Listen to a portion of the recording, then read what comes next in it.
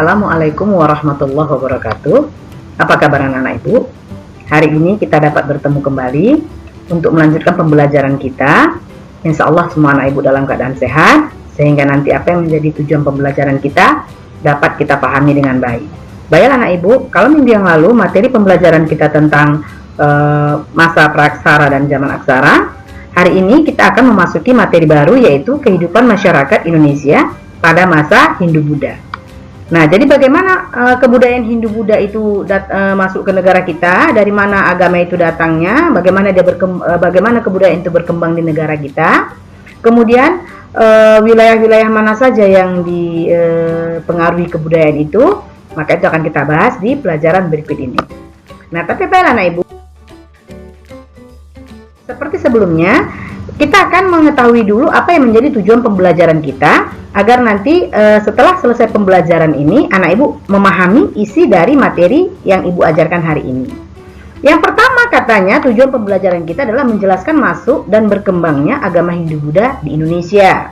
Jadi bagaimana dia masuknya, dari mana rute atau dari mana jalannya, kemudian prosesnya bagaimana sampai dia berkembang di negara kita.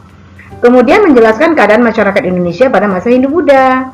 Nah, bagaimana masyarakat itu memeluk agama Hindu-Buddha, kemudian bagaimana muncul nanti kerajaan-kerajaan, bagaimana nanti ada perubahan sosial di masyarakat. Nah, itu nanti yang akan kita jelaskan mengenai keadaan masyarakat setelah masuknya agama Hindu-Buddha ke Indonesia. Nah, baiklah anak ibu, ini adalah rute perjalanan dari masuknya agama Hindu-Buddha ke Indonesia, ya. Nah, rutenya itu anak ibu lihat ini ada dari India ya nak ya.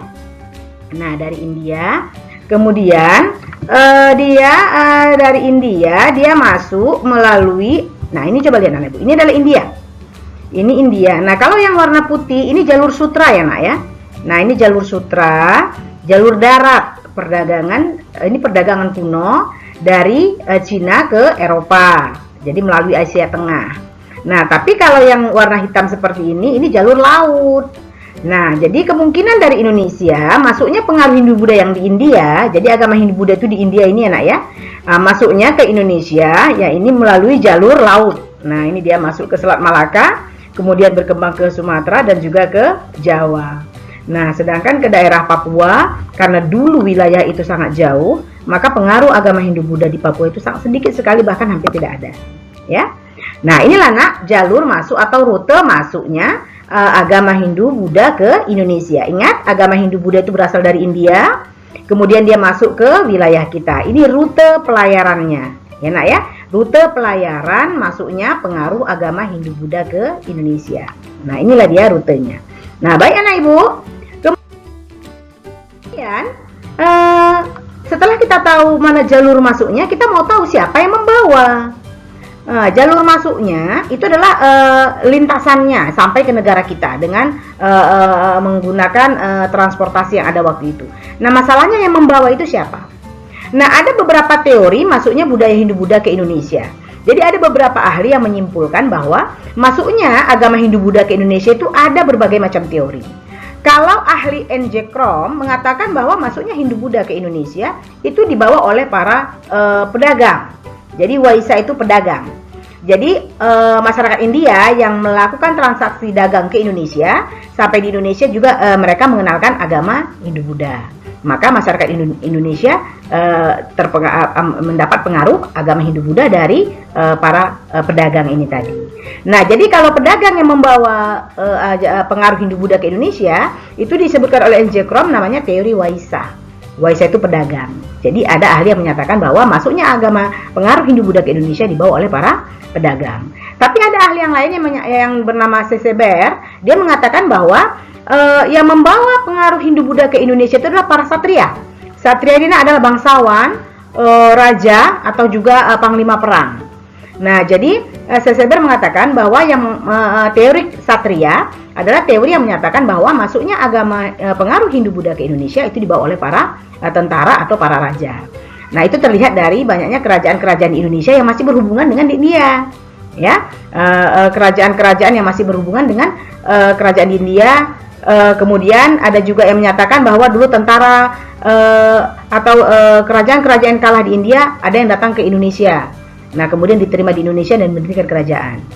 Nah, itulah yang dicatatkan oleh Seseber bahwa kemungkinan yang membawa pengaruh ajaran Hindu-Buddha ke Indonesia adalah golongan raja dan tentara perang, atau namanya teori Satria. Tapi ada juga yang menyatakan seperti Panleur, dia menyatakan bahwa maksudnya agama Hindu-Buddha itu melalui golongan Brahmana.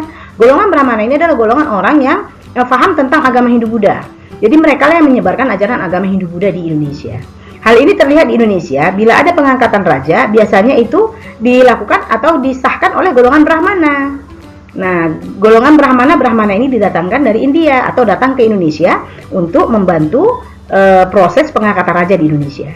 Maka itulah Panleur menyatakan bahwa salah satu teori masuknya Hindu-Buddha ke Indonesia adalah dibawa oleh golongan Brahmana. Kemudian ada yang terakhir yang disampaikan oleh FDK Bos, bahwa masuknya pengaruh ajaran Hindu-Buddha ini yang membawanya adalah orang Indonesia sendiri. Itu namanya teori arus balik. Bagaimana itu? Ternyata dulu di India, tepatnya di Nalanda, ada sebuah perkampungan yang khusus untuk sekolah tinggi yang khusus untuk mempelajari agama Hindu-Buddha. Nah, kemudian pemuda-pemuda Indonesia itu belajar di Nalanda. Setelah mereka menamatkan pelajarannya tentang agama itu tadi, mereka kembali ke Indonesia. Nah, mereka kembali ke Indonesia dan menyebarkan itu di Indonesia. Itulah yang dimaksud dengan teori arus balik. Itulah yang disebutkan oleh FDK Bos. Nah, tapi secara umum kita ketahui ya bahwa masuknya pengaruh agama Hindu-Buddha itu yang paling dominan itu adalah dibawa oleh teori Waisa atau teori pedagang. Jadi umumnya masuknya pengaruh Hindu-Buddha itu ke Indonesia dibawa oleh para pedagang. Nah, pengaruh ajaran Hindu-Buddha terhadap masyarakat Indonesia, pengaruhnya itu banyak, seperti bidang politik atau pemerintah, bidang ekonomi, sosial, budaya, dan juga sastra. Nah, ini anak ibu ada lihat ini tulisan Sanskerta. Ya, ini tulisan Sanskerta, hurufnya huruf Pallawa. Ini pengaruhnya di bidang sastra. Ya, di bidang sastra. Jadi ini adalah tulisan-tulisan kuno. Tulisan-tulisan kuno yang hanya bisa dibaca oleh ahli. Nah, jadi pengaruhnya banyak enak ya. Kalau di bidang politik, misalnya munculnya pemerintahan atau munculnya kerajaan, ya, atau bergantinya sistem kepala suku menjadi raja, nah, itu termasuk di bidang politik. Nah, kalau di bidang ekonomi mungkin transaksi dagang ya, udah mengenal uang. Ya, kalau di bidang sosial munculnya agama-agama itu atau berkembangnya agama itu di Indonesia, agama Hindu-Buddha berkembang di Indonesia. Kalau budaya tentulah seperti bangunan-bangunan ya. Nah, kalau sastra tulisan yang seperti Ibu sebutkan tadi. Kemudian pengaruhnya di bidang politik anak ibu lihat itu. Kedudukan kepala suku itu digantikan oleh raja sehingga muncullah kerajaan yang bercorak Hindu dan Buddha.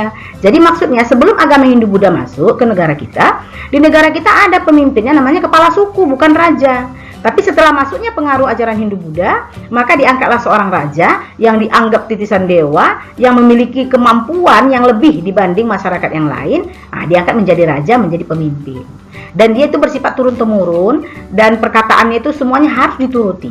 Jadi raja pada masa Hindu-Buddha itu sifatnya mutlak enak ya. Artinya kekuasaan seluruhnya ada di tangan raja. Nah, jadi di bidang politik yang tadinya kepala suku berubah menjadi raja. Itu termasuk pengaruh ajaran Hindu-Buddha di bidang politik di negara kita. Nah, kemudian kalau di bidang ekonomi apa? Selain mengenal mata uang, jadi kita dulu mengenal mata uang kuno enak ya. Kita juga munculnya kota-kota dagang di Nusantara akibat adanya jalur perdagangan laut. Nah, jadi mereka datang ke negara kita, singgah di pelabuhan-pelabuhan di negara kita. Nah, pelabuhan-pelabuhan yang disinggahinya itu nanti pada kemudian hari akan menjadi berkembang karena dia menjadi kota-kota ekonomi. Nah, kalau sekarang kota-kota itu bisa kita lihat seperti Palembang. Nah, ini ada jembatan Ampera ya, nak ya. Nah, Palembang itu ada kerajaan Sriwijaya. Nanti itu akan di pertemuan berikutnya kita bahas ya, nak. Nah, kemudian ada juga Sunda Kelapa atau Jakarta yang sekarang. Nah, Sunda Kelapa atau Jakarta yang sekarang itu juga dulu adalah kota pelabuhan, ya, yang sekarang menjadi kota besar di negara kita. Oke. Ada warisan kebudayaan Indonesia pada masa Hindu-Buddha. Nah, jadi setelah kita lihat bagaimana proses masyarakat Indonesia pada masuknya agama Buddha, kita akan melihat sekarang apa yang ditinggalkan kebudayaan itu pada masyarakat Indonesia yang masih kita lihat sampai sekarang. Nah, kalau ini ada ibu lihat, ini adalah candi Hindu, namanya Candi Gedung Songong, ya. Nah, warisan kebudayaan pada masa Hindu-Buddha itu ada di bidang arsitektur. Nah, ini bidang arsitektur paling banyak ya, pada bidang bangunan. Kemudian bidang sastra, tadi udah ibu sebutkan, adanya tulisan-tulisan. Kemudian kalau bidang sastra selain tulisan di buku ya nak ya, kitab-kitab Ramayana, kitab Arjuna Wiwaha, kitab-kitab dia nak ya, berupa buku buku yang sudah ada tulisan atau tulisan yang dijadikan buku. Nah kalau tulisan dan bahasa itu biasanya tulisannya nak apa namanya itu, hurufnya dan bahasanya. Jadi ada huruf Palawa, bahasa Sanskerta. Nah, itu pada tulisan. Dan itu biasanya tulisan dan bahasa itu hanya digunakan oleh golongan bangsawan saja. Ini anak ibu dapat lihat candi. Ini ada Candi Mendut dan Candi Borobudur. Nah, jadi Candi Mendut ini Candi Mendut. Nah, ini Candi Borobudur. Kedua candi ini adalah candi Buddha, bercorak Buddha, ya. Nah, candi ini bercorak Buddha. Biasanya kalau candi Buddha itu umumnya dijadikan sebagai tempat ibadah atau tempat pemujaan kepada Siddhartha Gautama, ya. Nah, jadi kalau candi Buddha secara umum dia digunakan untuk tempat pemujaan kepada Siddhartha Gautama. Oke. Nah, kemudian ada Candi Badut dan ada Candi Sukuh. Nah, ini Candi Badut dan Candi Sukuh adalah candi Hindu. Candi Hindu ini selain sebagai tempat ibadah, dia juga digunakan sebagai tempat makam raja. Nah, jadi raja-raja yang sudah meninggal biasanya dimakamkan di dalam candi. Nah, selain Candi Badut dan Candi Sukuh, Candi Prambanan juga candi yang bercorak agama Hindu. Enak ya? Nah, ini adalah peninggalan bercorak dalam bidang bangunan. Nah, kemudian ada petirtaan. Petirtaan ini nak corak agama Hindu nak. Ya, corak agama Hindu. Ini adalah kalau ini petirtaan yang di Bali ya nak ya. Yang petirtaan yang di Bali, Tirta Empul namanya ya nak ya. Ini juga tempat wisata di sana di Bali. Jadi ini adalah tempat pemandian para raja zaman-zaman dahulu. Jadi bangsawan, para raja, keluarga raja mandinya di tempat pertirtaan seperti ini. Ya, nah ini dimaknai mereka sebagai tempat yang suci. Jadi mandinya pun mandi suci. Inilah kepercayaan agama Hindu. Nah, inilah salah satu peninggalan dari kerajaan-kerajaan di Bali zaman dulu yang masih terpelihara sampai sekarang. Ini ada di Bali namanya Tirta Empul atau pemandian Empul. Jadi fungsinya pemandian ini untuk kalangan bangsawan saja. Nah, kemudian ada Gapura. Gapura ini adalah pintu gerbang ya nak ya. Ini Gapura yang ada di sisa-sisa peninggalan kerajaan zaman Majapahit. Jadi Gapura ini fungsinya untuk sebelum memasuki bangunan induknya, maka dibuat Gapura di depannya atau pintu gerbang kalau kita bilang.